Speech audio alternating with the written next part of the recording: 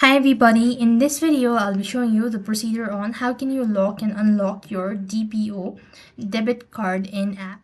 So to lock or unlock your DPO debit card within the DPO online app, you want to follow these steps. So first of all, you want to log into your account, ensure you have the latest version of the app installed to your device.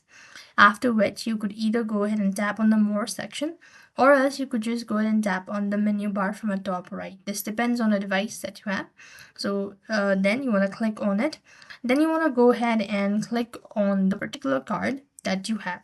So basically what you have to do is select the specific debit card you wish to lock or unlock. After which locate the lock or unlock switch for that card and toggle if it's desired to the state. And you may need to confirm your transaction with biometric, fingerprint, or face recognition, or by entering your 6-digit PIN. And you'll receive a confirmation email or in the app notification confirming the actions. And that is how you'll have successfully locked and unlocked your DPO debit card. That is all for this video. I hope the video was helpful. Make sure to like, share, and subscribe. Thank you for watching. See you in the next video.